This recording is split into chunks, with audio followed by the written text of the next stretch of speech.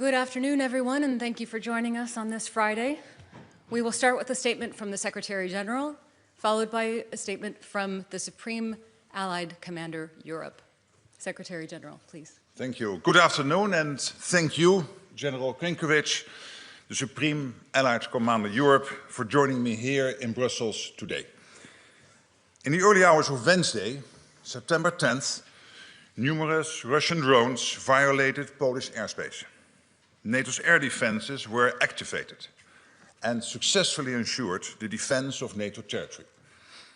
Whilst this was the largest concentration of violations of NATO airspace that we have seen, what happened on Wednesday was not an isolated incident. Russia's recklessness in the air along our eastern flank is increasing in frequency. We have seen drones violate our airspace in Romania, Estonia, Latvia, and Lithuania. Whether intentional or not, it is dangerous and unacceptable. At a meeting of the North Atlantic Council on Wednesday morning, allies discussed the situation in light of Poland's request for Article 4 consultations. Allies expressed full solidarity with Poland and denounced Russia's reckless behavior. NATO's core task is to deter aggression and defend every member of this alliance against whatever threats we face. Safeguarding our eastern flank is of utmost importance.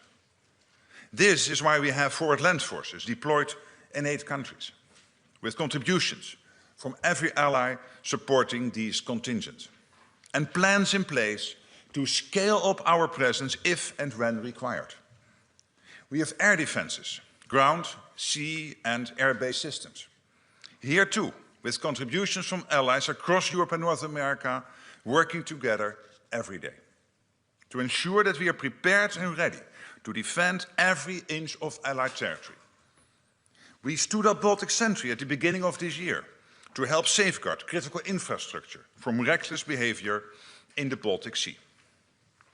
And today, General Grynkewich and I are here to announce that NATO is launching Eastern Sentry to bolster our posture even further along our eastern flank.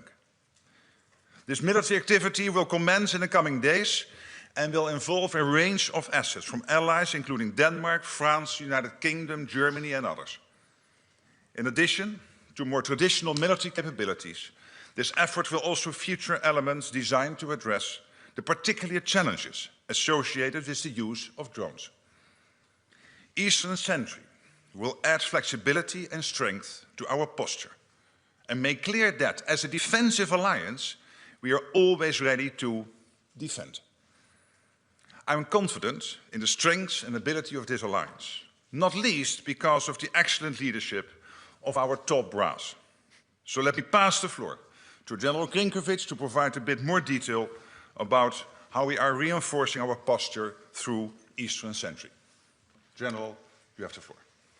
Thank you, Secretary General. It's a great honor to be here by your side in Brussels for this important announcement, one that will strengthen our defenses. Integrated and layered air defenses, both air and ground-based, will be key as we move forward. This was on top of everyone's mind in the Baltic states, where I just returned from a short while ago. My conversations with leaders in Estonia, Lithuania, and Latvia focused on NATO's response to the reckless and dangerous act that occurred in Poland earlier this week. I am incredibly proud of our response. It was decisive and it was effective, and it speaks to the capability and professionalism of 32 allies working together. As the Secretary General just mentioned, this decisiveness will continue with Eastern Sentry. Although the immediacy of our focus is on Poland, this situation transcends the borders of one nation. What affects one ally affects us all. This is an issue that impacts all of the alliance, and we will treat it as such. Eastern Sentry will be flexible and agile, delivering even more focused deterrence and defense exactly when and where needed.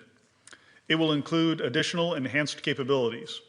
It will integrate air and ground-based defenses, and it will increase information sharing amongst nations.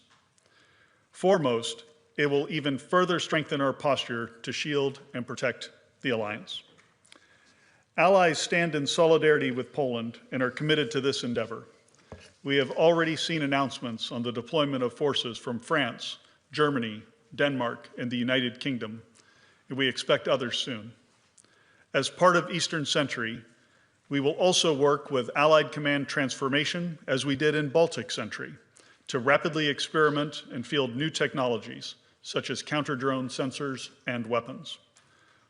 Poland and citizens from across the alliance should be assured by our rapid response earlier this week and our significant announcement here today.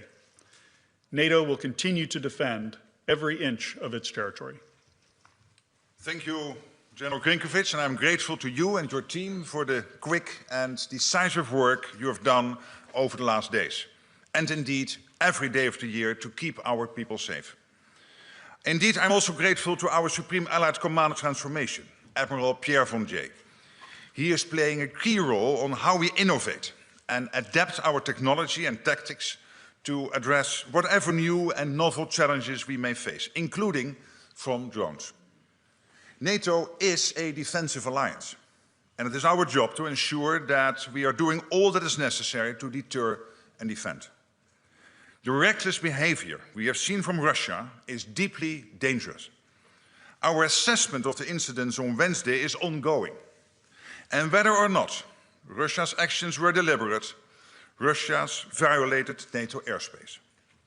Therefore, we must, as NATO, make clear our resolve and our ability to defend our territory. And that is exactly what Eastern Sentry is designed to do. It will bolster our posture, add flexibility to our approach, and ensure the safety and security of our eastern flank. Thank you so much.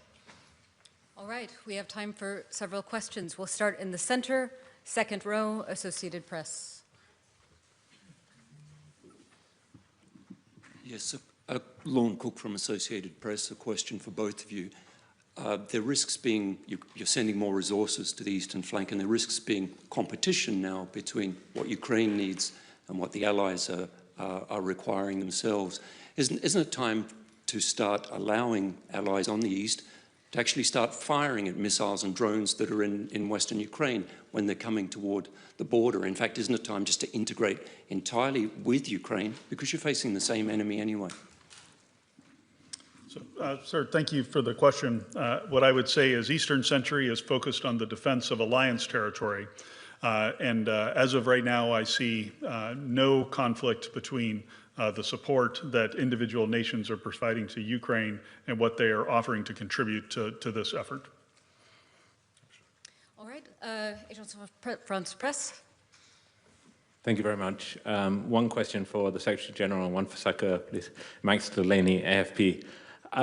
Secretary General, NATO crossed a Rubicon the other day by shooting down Russian aircraft over Allied territory for the first time. Is NATO now closer to war with Russia than it's ever been? And to Saka,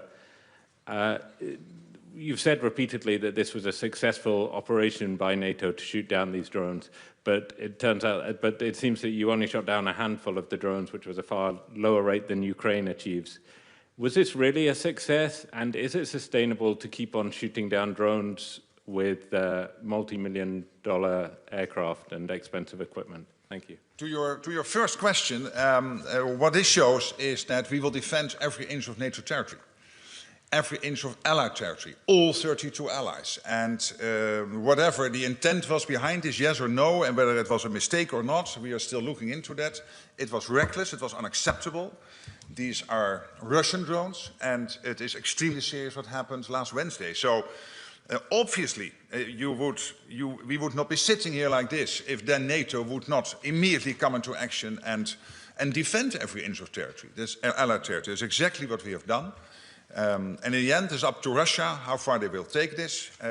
We will defend ourselves. We are a defensive alliance, not an offensive alliance. We will defend this beautiful 32 alliance established in 1949, and will make sure that our 1 billion people stay safe and stay free.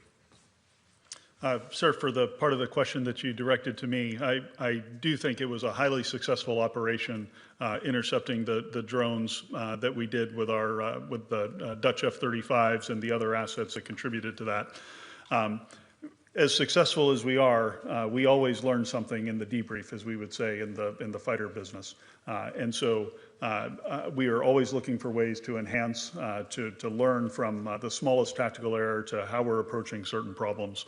In my judgment, the scale of the incursion the other day was obviously larger than previous incursions that we've had. So bringing additional resources to bear on this problem will help to solve that. So that's why we're starting this operation the way we are. I'll also highlight the comment I made about working with Allied Command Transformation and Admiral Vandier. That is an effort to ensure that we get lower cost weapons that we can use to defend ourselves, to make this a sustainable operation over time. And as SACEUR, one of my responsibilities is to make sure that we don't just defend today, but that we're set up to defend tomorrow. And the last comment I'll make is when there's a fighter pilot that's in the air or someone on the ground who's defending the alliance, I don't want them thinking about how much their weapons cost. I want them defending our citizens. We'll move to this side of the room. Third row, Reuters. Thank you, Andrew Gray from Reuters. Question for the